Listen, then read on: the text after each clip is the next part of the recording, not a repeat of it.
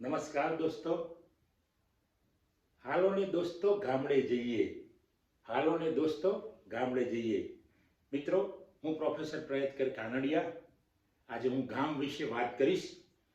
ગામમાં કેવી મજા આવે છે, કેવા લોકો મળે છે, એ પહેલા હું બે ત્રણ પંક્તિઓ કહીશ.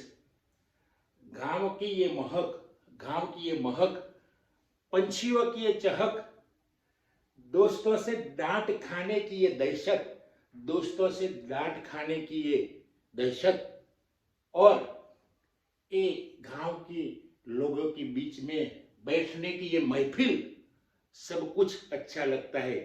ये पुरानी आदत आज भी नहीं जाती है. ये पुरानी आदत आज भी नहीं जाती है. दोस्तों, मैं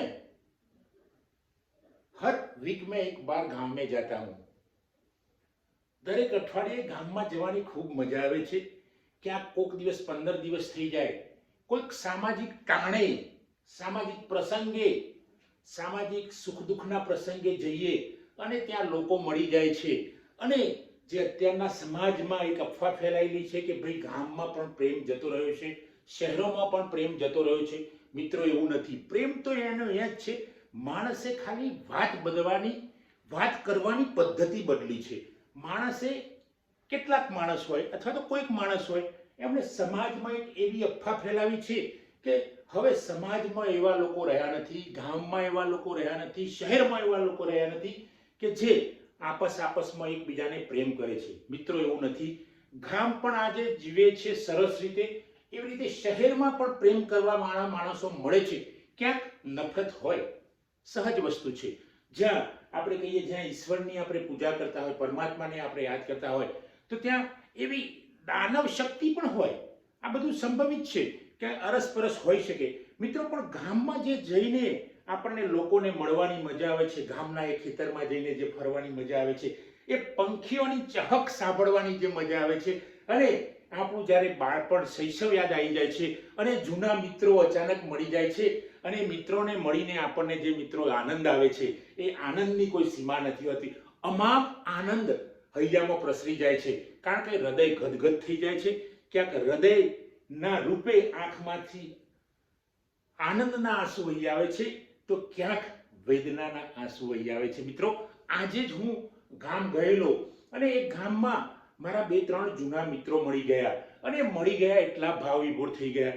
મારા એક મિત્ર છે, ટીચર, શિક્ષક છે, નરેશભાઈ. એમનું મૂળ ગામ દેશોતર છે, ઈડરમાં રહે છે. મિત્રો, મને જોઈને, હું એમને જોઈને, અમે બંને એટલા બધા ભાવ વિભોર થઈ ગયા. લગભગ 2-3 વર્ષ પછી અમે મળ્યા હોઈશું, પણ મળતાની સાથે અમે એકબીજાને ભેટી પડ્યા, અને 2-5 મિનિટ તો અમે એકબીજાની સામું જોઈ રહ્યા, અને પછી વાતો શરૂ કરી. લગભગ 15-20 મિનિટ સુધી અમે વાતો કરી. એ બાળપણની, શૈશવની વાતો. શૈશવમાં આપણે આવું કરતા હતા, આપણે આવા ગામમાં મળતા હતા, આમ કરતા હતા. એ શિક્ષક અદ્ભુત શિક્ષક છે. તમે નરેશભાઈ દેશોતર વાળાને મળો તો એ ટીચર એટલા મજાના માણસ છે, એટલા અદ્ભુત એમનું કેરેક્ટર છે કે એમને મળીને મજા આવે. બાળકોની સાથે એટલી સુંદર રીતે રહે છે કે બાળકો એમની જોડેથી પ્રેરણા મળે, અને એ પણ એવા શિક્ષક છે કે બાળકોને પણ સરસ પ્રેરણા આપે છે, પોતે પ્રેરણા બની જાય છે, અને બાળકો પાસેથી પ્રેરણા લે છે. આવા નરેશભાઈને મળીને મને મારું શૈશવ યાદ આવી ગયું, એમને પણ એમનું શૈશવ યાદ આવી ગયું. અને આવા અદ્ભુત શિક્ષકો જે છે એ સમાજમાં ઘણા બધા છે. મિત્રો, સમાજમાં ખોટી અફવા ફેલાવવાની જરૂર નથી કે હવે પહેલા જેવા શિક્ષકો રહ્યા નથી. નરેશભાઈને હું ઓળખું છું ત્યાં સુધી, એ નરેશભાઈ ગામમાં જાય તો ગામડિયા બની જાય છે, શહેરમાં રહે તો શહેર. બાળકોની સાથે બાળકની જેમ રહે છે. ત્યારે જો આજનો શિક્ષક બાળકોની જોડે બાળકોની જેમ રહે તો જે સાચો શિક્ષક કહેવાય. અને આ નરેશભાઈ એક એવા જ શિક્ષક છે જે બાળકો સાથે બાળક બની જાય છે, અને બાળક બનીને બાળકને ભણાવે છે.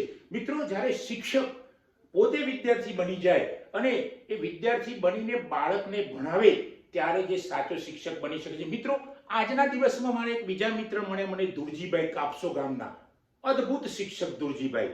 ધુરજીભાઈ એટલે એકવાર તો મારી કોલેજમાં આવેલા, અને એક વિદ્યાર્થીની પરીક્ષા આપવા માટે એક શિક્ષક સાથે આવે છે. નથી એને કોઈ ધર્મની ખબર, નથી એને કોઈ સંપ્રદાયની ખબર. આવા ધુરજીભાઈ કાપસો વાળા એ વિદ્યાર્થીને લઈને મારી કોલેજમાં આવે. મેં એમને પૂછ્યું, સર કેમ આવ્યા તમે? તો કે આ મારો વિદ્યાર્થી છે, એને અહીંયાની ખબર નથી, બહુ બેકવર્ડ એરિયાનો છે એટલે હું એની સાથે ધુરજીભાઈએ વિદ્યાર્થીનું ભાડું તમામ ખર્ચો એ વખતે આપેલો. આવા શિક્ષકો ક્યાં મળશે મિત્રો? ધુરજીભાઈ જેવા એક નાનકડા કાપસો ગામમાં, બિલકુલ એ વખતેના પછાત ગામમાં રહેતા ધુરજીભાઈ ને એક સમજ આવી કે હું જે પરિસ્થિતિમાં રહેતો હતો બહુ ભયંકર કઠિન પરિસ્થિતિ હતી. મારું શૈશવ ખૂબ કઠિન હતું. મેં પણ જોયેલું છે ધુરજીભાઈનું બચપણ. તો મિત્રો એને યાદ આવી ગયું કે આ બાળકનું બચપણ પણ મારા જેવું જ છે. એટલે એમનું હૃદય અંદરથી જાગી ગયું, એમનો આત્મા જાગી ગયો અને ધુરજીભાઈએ બાળકને લઈને અમદાવાદ આવી ગયા અને એમને પરીક્ષા આપેલી, અપાવવા આવી ગયેલા અને મેં જાતે જોયેલું છે. તો મિત્રો આવા ધુરજીભાઈ, નરેશભાઈ જેવા કેવા કેટલાય શિક્ષકો સમાજમાં પડ્યા છે કે જે સમાજને આગળ લાવવામાં, સમાજના બાળકોને સંસ્કારો આપવામાં, એમને શિક્ષણ આપવામાં, સાચા અર્થમાં કેળવણી આપવામાં, જેમ કે ગાંધીના શબ્દોમાં કેળવણી કહીએ, જેવી રીતે આંબેડકરના શબ્દોમાં આપણે શિક્ષણ કહીએ, તો એવું શિક્ષણ અપાવવાનું કામ નરેશભાઈ અને આપણા ધુરજીભાઈ કરે છે. મિત્રો આવા શિક્ષકોને બહારનું જગત બહુ ઓળખતું નહીં હોય, પણ હું એમને નજીકથી ઓળખું છું એટલે આજે એમની વાત કરી રહ્યો છું. કારણ કે નરેશભાઈના પિતા પણ શિક્ષક હતા.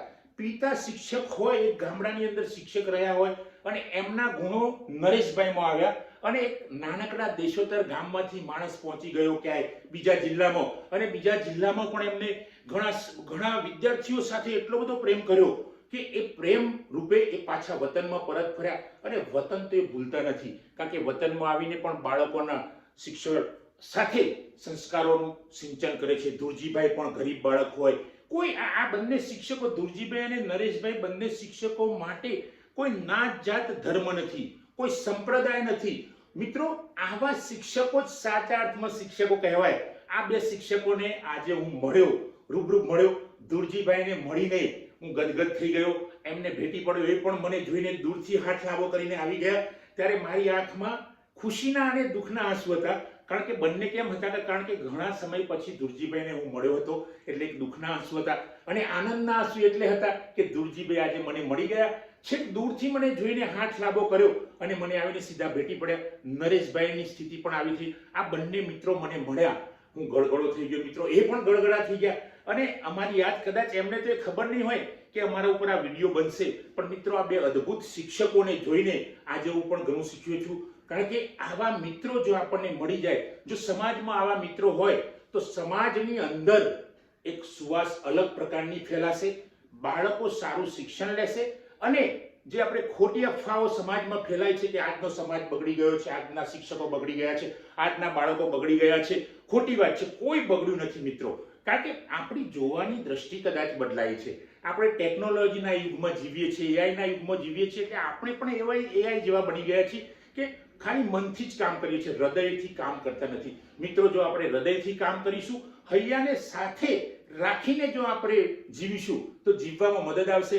અને આ નરેશભાઈ અને ધુરજીભાઈ જેવા શિક્ષકોને આપણે મળીશું ત્યારે એમ લાગશે, હું આજે બંને મિત્રોને મળ્યો, હું યુનિવર્સિટીમાં, ગુજરાત વિદ્યાપીઠ જેવી પ્રતિષ્ઠિત યુનિવર્સિટી જે મહાત્મા ગાંધીએ સ્થાપી છે એમાં પ્રોફેસર છું, છતાં પણ આ બંને શિક્ષકોને મળીને હું આજે ખૂબ આનંદિત થઈ ગયો. અને આવા શિક્ષકો જો સમાજમાં હશે તો આપણો સમાજ, આપણો દેશ ખૂબ આગળ જશે અને આપણો દેશ વિશ્વ કક્ષાએ પહોંચશે. અને વિશ્વ કક્ષાએ પહોંચશે એટલે વિશ્વ એકતાની પણ ભાવના કહેવાશે. મિત્રો નરેશભાઈ અને ધુરજીભાઈ જેવા મિત્રો વિશ્વ એકતાની વાતો કરે છે. ક્યાંય તમને ખબર ના પડે એમના જોવાથી કે આ માણસો વિશ્વ એકતાની વાતો કરતા હશે, નરેશભાઈ અને ધુરજીભાઈ, પણ રિયલમાં આવા માણસો વિશ્વ એકતાની વાતો કરે છે. એમને ધર્મ, નાત, જાતના ભેદની તો વાત જ ક્યાંથી હોય? એમને તો કોઈ ભેદ જ નથી. એમને તો બધા બાળકો એમના જેવા જ જોઈએ છે, એમના જેવા જ ગણે છે કે આ બાળક મારી જ્ઞાતિનું છે, એટલે માનવ છે. તો જો બાળકને, સમાજને, બધાને માનવ સમજવા વાળો જો શિક્ષક હશે અને દરેક સમાજને માનવતાથી સમજવા વાળો હશે તો ત્યાં કોઈ ધર્મની જરૂર નથી, માત્ર માનવતાની જરૂર છે. અને માનવતા હોય ત્યાં બધા જ ઈશ્વર આવી જાય છે, બધા જ ધર્મના ઈશ્વર, પરમાત્મા, ગોડ, ફાધર, અલ્લાહ બધા આવીને ત્યાં બેસી જાય છે. તો મિત્રો આ બંને શિક્ષકો નરેશભાઈ અને ધુરજીભાઈ, બંને શિક્ષકોને હું વંદન કરીને મારી વાત પૂરી કરું છું. મિત્રો જો આ મારો વિડીયો આપ સૌને પસંદ આવ્યો હોય એને લાઈક કરો, શેર કરો, કોમેન્ટ કરો.